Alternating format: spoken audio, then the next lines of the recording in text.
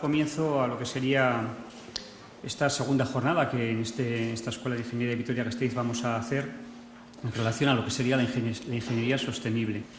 Como ya habrán podido ver o habréis podido ver en lo que es propiamente la jornada, pues tenemos ahora a partir de las 9:30 tenemos la inauguración de la misma, en el cual van a intervenir Xavi Sancho, director de la Escuela Universitaria de Ingeniería Vitoria-Gasteiz, y Irache Amiano, que es la responsable o la directora de la Oficina de Responsabilidad Social de la UPV. Luego pasaremos a lo que sería ya un conjunto de ponencias, 4 más, luego un breve descanso y una última, y a las 12:30 tendremos lo que es la inauguración de la exposición y la visita de la misma. Bueno, pues entonces vamos a empezar. Entonces doy la palabra a Xavi Sancho, director de la Escuela Universitaria de Ingeniería Vitoria-Gasteiz.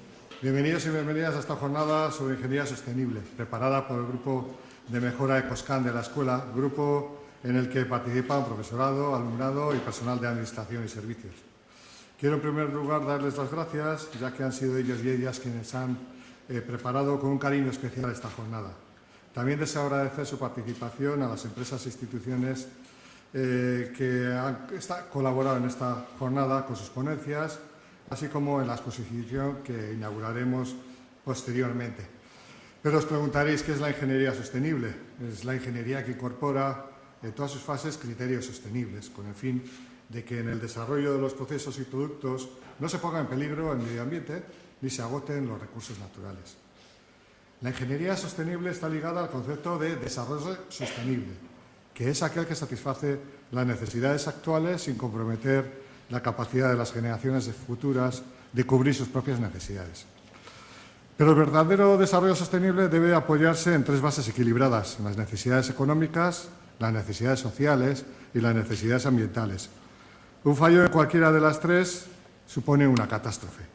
Una sociedad no puede mantenerse si no es económicamente viable, pero ninguna puede serlo si destruye su ecosistema o si las tensiones sociales acaban por estallar.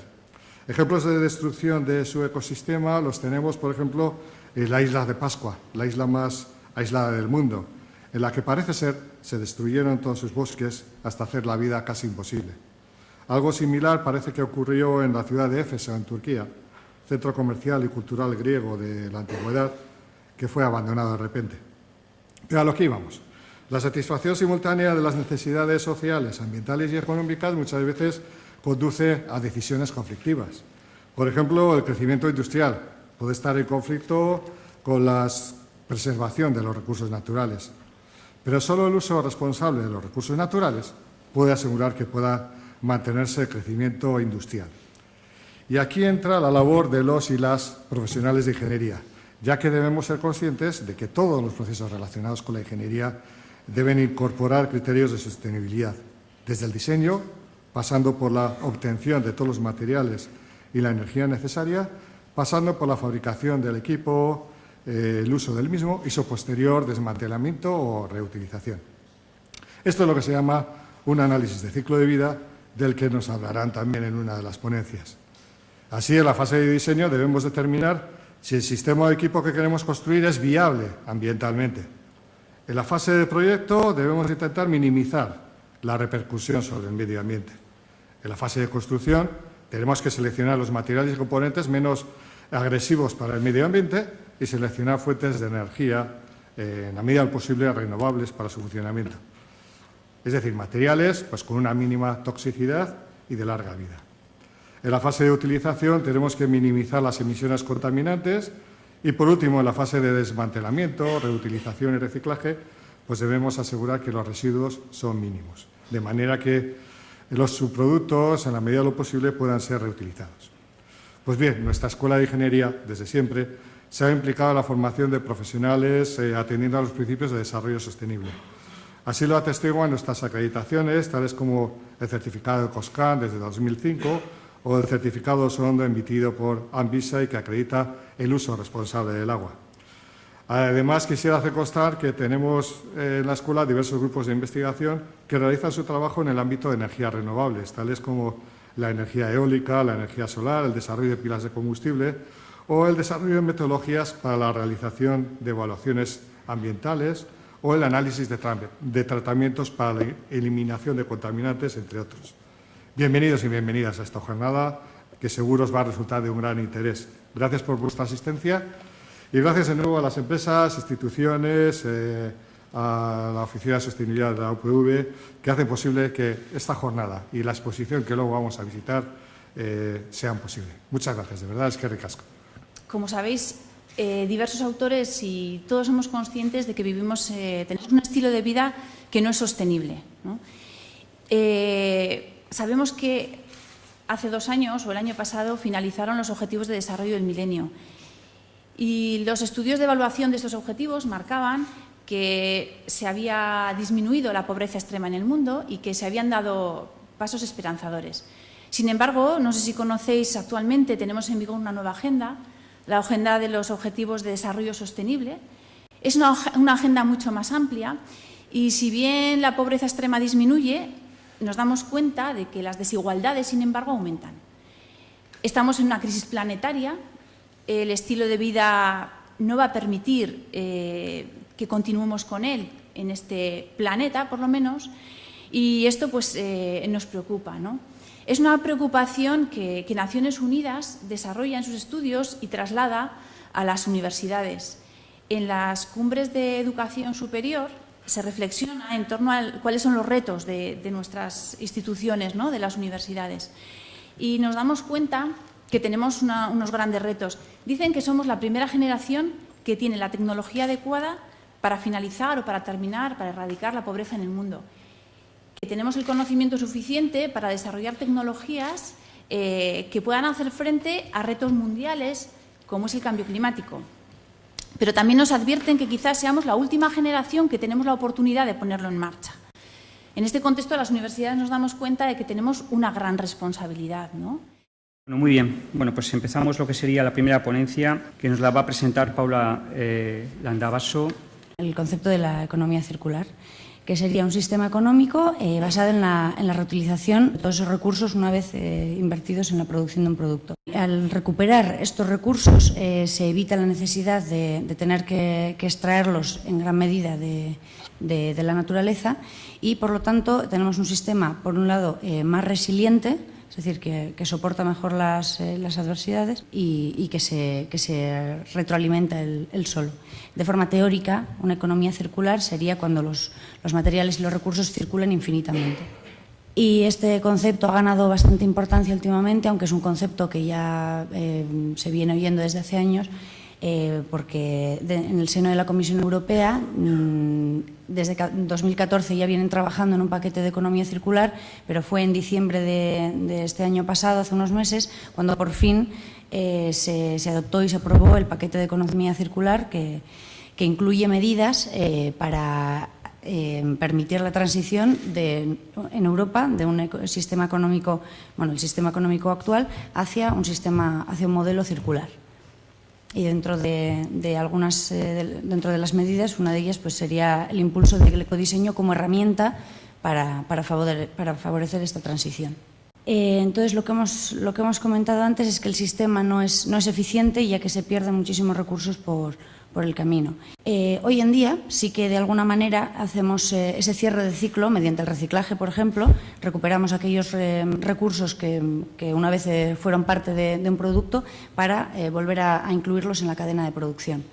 Sin embargo, la economía circular, este cierre de ciclo permite la creación de nuevos empleos, de nueva industria y de tejido económico. Todos conocemos plantas de reciclaje, puntos limpios, etc.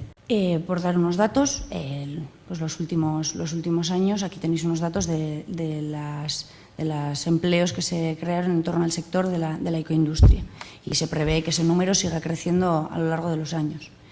Sin embargo, la economía circular no propone un cierre de ciclo al final del ciclo de vida del producto, sino que lo que propone son múltiples ciclos que se van integrando en el proceso productivo en los diferentes puntos, en los diferentes agentes de la cadena de producción. Estrategias de ecodiseño, y todas sirven para la mejora ambiental, son aquellas estrategias destinadas, orientadas a la recuperación del producto, las que menos exploradas tenemos hoy en día y en las que hay un gran margen de oportunidad de negocio. Respecto al ponente, Iñaki Laburu Larrazábal es licenciado en Ciencias Geológicas por la Universidad del País Vasco. La ponencia, que como bien ha dicho Iñaki, va a tratar sobre el análisis de ciclo de vida. Entonces, ¿en qué consiste en los estudios de ACV? En esa recopilación y evaluación de las entradas y resultados de los impactos ambientales, como también ha comentado Paula, en su anterior ponencia. Es decir, al final estamos estudiando un sistema donde en cada etapa del ciclo de vida vamos a tener unas entradas de materias primas, energía y unas salidas. Pues la cuantificación, la recopilación de toda esa información y la evaluación de esas entradas y salidas y la traducción a impactos, en eso consiste un estudio de ACV. ¿Esto que nos permite un estudio de ACV? Evitar la transferencia de cargas ambientales entre diferentes áreas geográficas, entre diferentes categorías de impacto ambiental y en el tiempo. En definitiva, lo que estamos haciendo es evitar los impactos ocultos, es decir, aquello que no se nos genera en nuestra organización parece que no se ve, ¿no? Pero existe, ¿no? El caso clásico es el consumo de energía eléctrica, ¿no? El consumo de energía eléctrica parece que no genera impactos, pero los genera en su etapa de generación, ¿vale?, de la energía. Bueno, pues para realizar estos estudios de ACV existe una normalización, ya que un ACV es un estudio complejo, ¿no?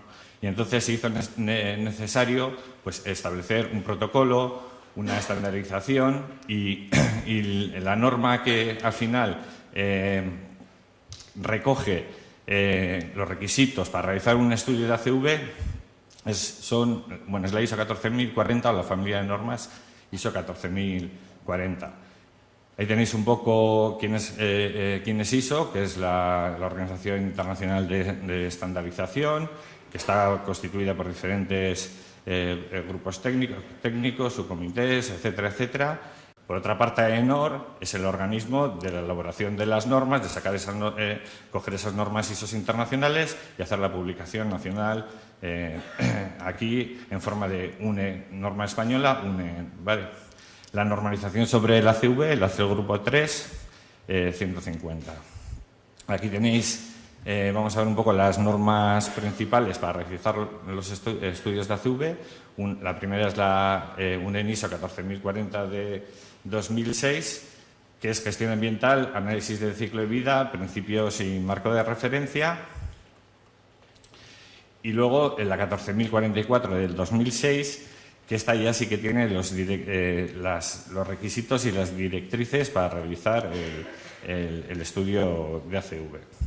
Al final, una norma es una guía, es una guía que te ayuda a realizar el estudio de ACV aquí, igual que en Francia, que igual que en Estados Unidos, etc. Bien, esta tercera ponencia la va a presentar Blas Beristain, que viene en nombre de la empresa IDON. Es un arquitecto por la Universidad del País Vasco, tiene máster en Medio Ambiente y Arquitectura Bioclimática, actualmente desarrollando el doctorado en Ingeniería Térmica con una tesis doctoral en torno a los edificios de energía cero. Hay diferentes áreas de actividad. Yo pertenezco al área de arquitectura y edificación, pero IDOM hace un poco todo tipo de servicios, ¿no? Desde telescopios solares en Hawái, plantas termosolares, transporte urbano como tranvía, metro, aeropuertos, tanto la parte de consultoría como la parte de ingeniería. Y en cuanto a arquitectura, pues proyectos en diferentes países. Este, por ejemplo, es el campus en Beijing, que es una escuela de negocios líder en Asia. El centro de emergencias 112 de Reus. Traigo unos ejemplos puntuales que he ido sacando. Este, por ejemplo, es un edificio certificado LEED, que es el certificado internacional de sostenibilidad principal. El nuevo estadio San Mamés, el edificio de oficinas de IDOM Madrid. En Marqués del Escal trabajamos como proyecto ejecutivo de dirección de obra. Y ya más cerca, en el campus de Álava, diferentes edificios, el centro Ibaiondo, el CIC en Energigune.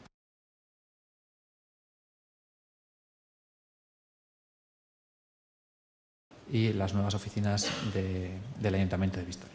En cuanto a la conferencia, la charla de hoy, retos en el diseño y uso de los Zero Energy Buildings. Para empezar, habría que hablar, cuando hablamos de edificación y sostenibilidad, es un tema muy extenso y muy complejo. Idealmente, ¿qué es una edificación sostenible? Pues sobre el papel sería aquella que los recursos consumidos en el ciclo de vida completo de esa edificación son iguales a los recursos producidos, ¿no? Que eso teóricamente es así, pero es muy complejo de realizar. Si tenemos en cuenta la fase completa de un edificio, que sería la fase de construcción, el 70% del consumo de recursos sucede en la fase de operación del edificio, cuando usamos ese edificio, ¿no?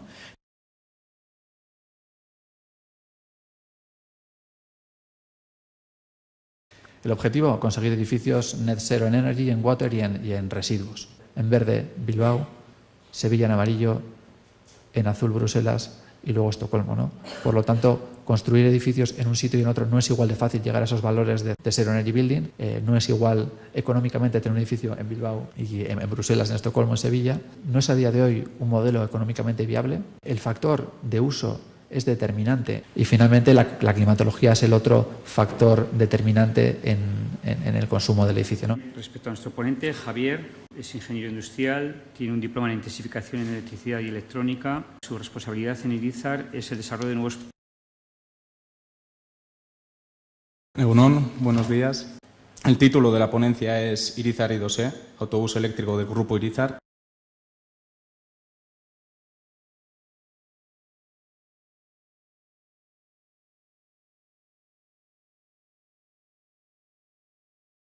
El Grupo Irizar se fundó en 1889, luego tenemos ya más de 125 años de historia. La sede principal se encuentra en Ormaiztegi, en Guipúzcoa, y ahí también se encuentra nuestro centro de investigación y desarrollo Creative. Tenemos una presencia comercial en más de 90 países, en los 5 continentes, con más de 20 delegaciones.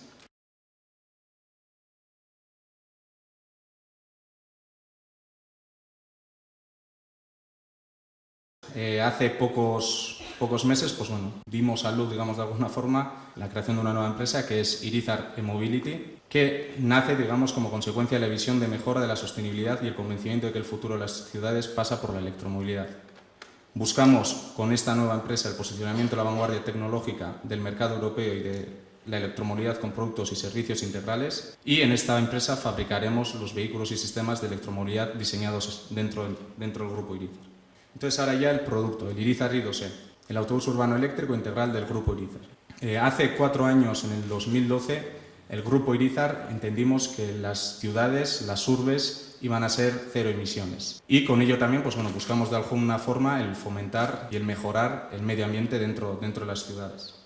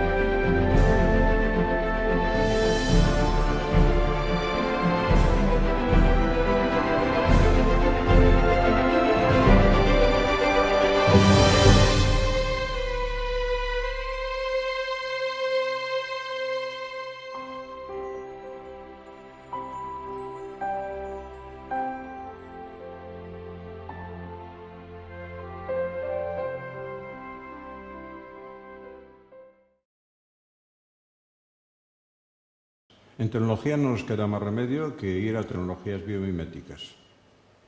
Los diseños de naturaleza son infinitamente mejores, más eficientes, perfectos, diríamos, que los que hacemos nosotros. Incluso cuando los imitamos, como en el velcro o en los neumáticos que han desarrollado para la nieve países del norte de Europa, imitando las plantillas que tienen el pie, lógicamente, los osos polares, ¿no? Unos módulos que se agarran al hierro perfectamente. Eso es, diríamos, la biomimesis puntual, pero hace falta una biomimesis sintética, sistémica. Es decir, la naturaleza es, diríamos, la medida, el pasa no pasa. ¿Qué tecnologías valen y qué tecnologías no valen? ¿Qué tecnologías son eficientes y cuáles no? En el caso de la economía circular de materiales, hay que decir, como comentaba antes, que con el sistema actual no hay nada que hacer. Lo cual no quiere decir que no tengamos que hacer nada y que sea posible hacer cosas. Pero no podemos ir a una economía circular. Si miramos en la naturaleza, la máxima eficiencia en el reciclado se da cuando las especies interactuantes, diríamos, están muy localizadas. El caso ya más extremo en este sentido es un arrecife de coral, donde el coral, el bicho, no sé ni qué términos tiene a nivel biológico, y las algas que están allí también viviendo, crean una simbiosis perfecta y el reciclaje es último. Podemos ver otra explicación en el caso de un árbol, de un bosque, que le caen las hojas, se caen las ramas, se pudren y son absorbidas por por las raíces de los árboles. Nosotros tenemos una economía globalizada. Utilizamos casi todos los materiales de la tabla periódica. La naturaleza utiliza solo 25 materiales. La química nuestra está hecha de forma que utilizamos muchísimos materiales también y muy pocos reactivos. La naturaleza hace lo contrario. Utiliza múltiples reactivos, es lo que llaman la química verde en este momento.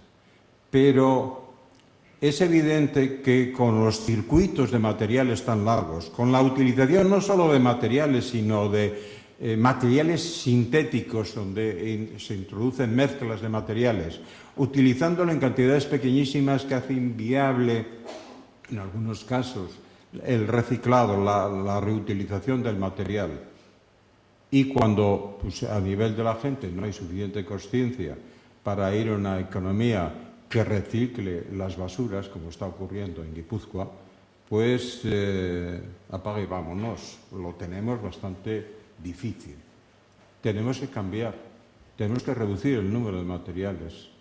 Eso lo hice en un libro para mí memorable, un danés, Dieder, y dice, bueno, hay unos pocos materiales que hay que utilizar. Los materiales de naturaleza y luego en cantidades pequeñas pues un par de docenas más de materiales, y con eso podemos hacer todo lo que necesitamos para vivir y vivir bien, y eso es lo que hay. El panorama es mucho más prometedor a nivel de las energías renovables, y aquí hay que mirar también el sistema. Las últimas, diríamos, estrategias que yo he estudiado, y además lo he estudiado últimamente para mi nuevo proyecto, indican que vamos a, sobre todo, no únicamente, a un modelo energético basado en electricidad. Que la electricidad se va a meter, o se va a meter de forma diríamos, circular o, no, o dando una vuelta, diríamos, a partir del hidrógeno en concreto, es decir, con hidrógeno renovable, producido, por ejemplo, por electrolizadores, va a ser la base energética de la humanidad, si vamos adelante. Pero una vez más tenemos un problema, que ahora es evidentísimo en Europa. Se va a un modelo centralizado de energías renovables. Y, por supuesto, no deja la Unión Europea y en otros países del mundo la energía nuclear, que es la maravilla del universo. Y no ha habido nunca una central nuclear que haya sido construida, diríamos, con mecanismos de mercado nada más. Ha sido con unas enormes subvenciones, y las subvenciones que le da a la energía nuclear en general la Unión Europea es infinitamente mayores en el I+D, quiero decir, que las que dan las energías renovables, que son las que necesitan la maduración, sobre todo la fotovoltaica, la electricidad solar termal, que junto a la eólica constituyen la tríada fundamental del nuevo modelo basado en energías renovables. Pero lo que estamos viendo en Europa es que la tarifa FIT-IN, que es la que ha venido impulsando y ha demostrado que ser estupenda, y la Comisión Europea lo ha admitido, en este momento está recomendando las subastas. Y las subastas suponen grandes cantidades o parques enormes, y solo pueden entrar las empresas. Y entonces la proporción, que es enorme, que tienen, por ejemplo, Dinamarca y Alemania de cooperativas de energías renovables, está bajando, porque ese es el modelo que se impulsa. Es decir, no se trata solo de cambio tecnológico, sino de cambio del modelo. Lo dejo aquí.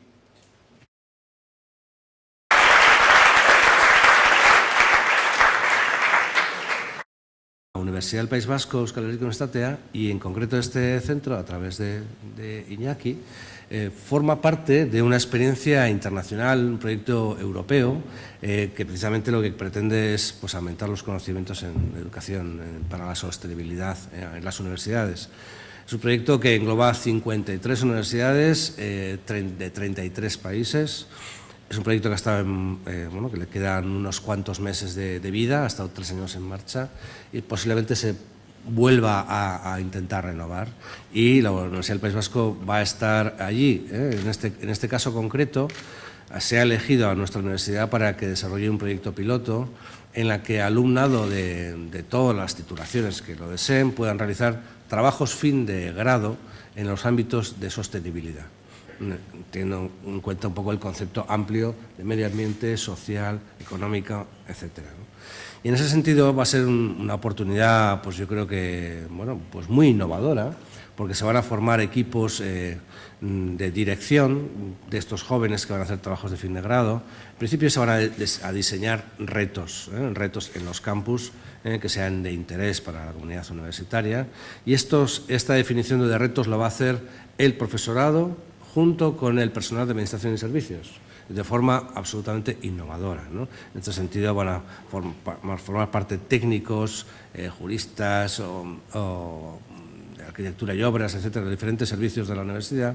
Se van a definir retos y van a animar a jóvenes para que formen parte de ese equipo, ¿no?, para poder llevar a cabo pues, trabajos de mucho interés, ¿eh?